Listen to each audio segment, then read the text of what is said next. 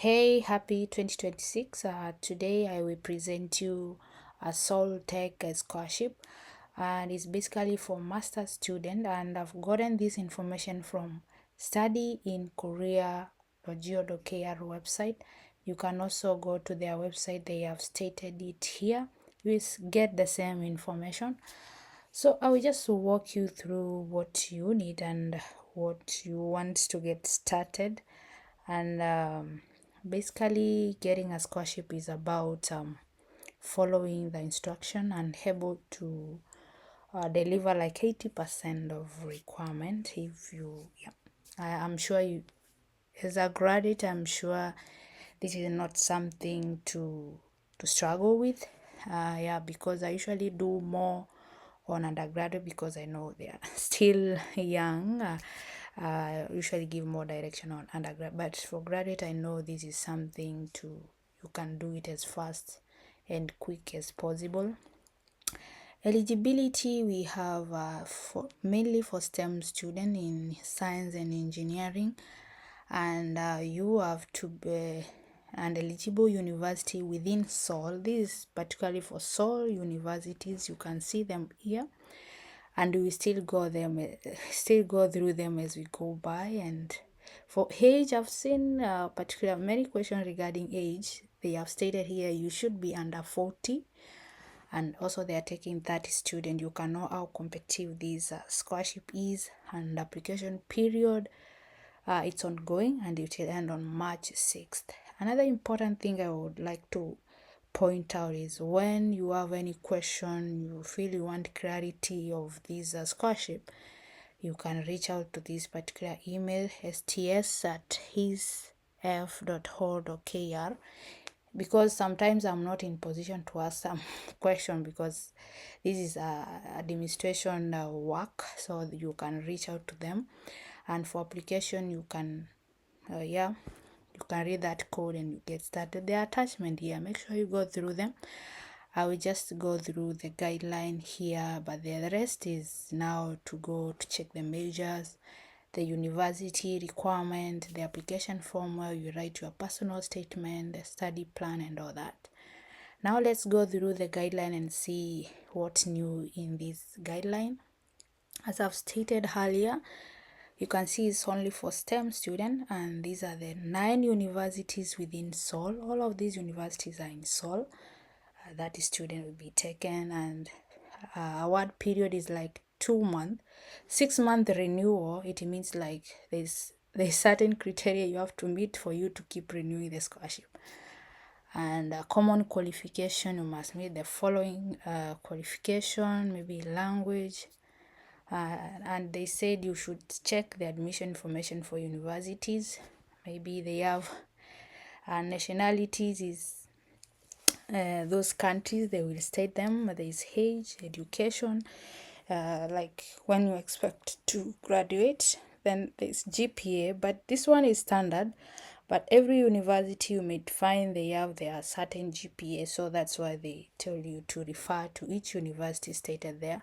There's that zip file I've shown you that contain all those universities and what's their requirement. This is for standard, and basically you'll find it same. Okay, and required document, there are like 5 of them.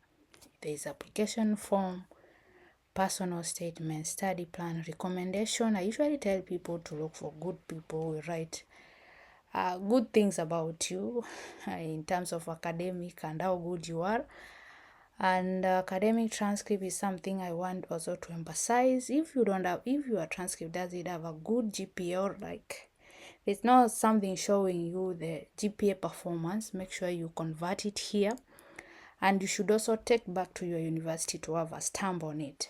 Yeah, don't just convert it, then there's no anything to to clarify this is true. Then there is certificate of graduation. You should have it, you know that. There is nationality verification document like your ID, birth certificate, all that. And there is a postal confirmation. Make sure you obtain a postal. Most of you are familiar how people get a postal. You go to the Ministry of Education, you visit Foreign Affairs, and you finish it Korean Embassy. I don't know, every country has their own way of doing notarization. Other documents, if you have other supporting document like honors and award, you can still present them, and you can click this link, or you can just read that code. And if, because they will be document needed to submit through post, that is the post address. And all documents, these are the important note you should note when you are applying for this scholarship. Make sure you do this, you write them in English. Make sure you don't cause errors, or you put false information. Just be true. And if something needs to be altered, not altered, but write something, I don't know, but make sure to use the right thing. But don't miss scholarship because maybe they require you to know mathematics. You can come and read mathematics. You can come and read computing. It's something you can read, so don't miss out saying you don't know. You just come, we learn new things. So it's not like you are born knowing anything. We learn things, you know. Yes, and that is how it goes till you get the notification. And there are some additional points for those in those countries. If you have Korean level, like you are beginner, maybe level 1 to 2, you get particular point. Intermediate, you get 10, and advanced level 5 to 6, you get 15. This, it means so the recipient, they will pick 3, then here 4, then here 10. And there's also for those who maybe are in other core industry like AI, biotech, fintech, quantum technology, robotics.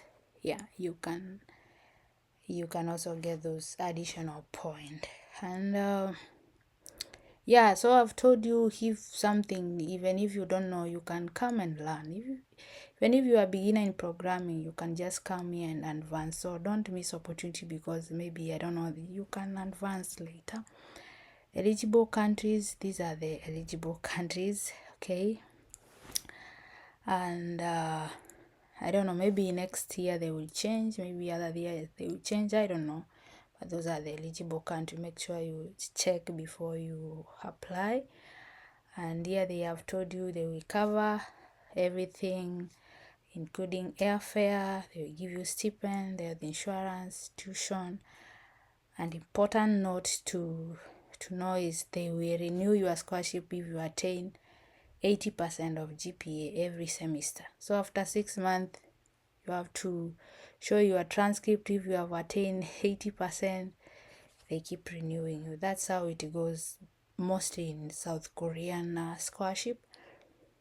And in case of something, if you have, maybe you cancel the scholarship or some in between, you should go through those rules. You have to refund them.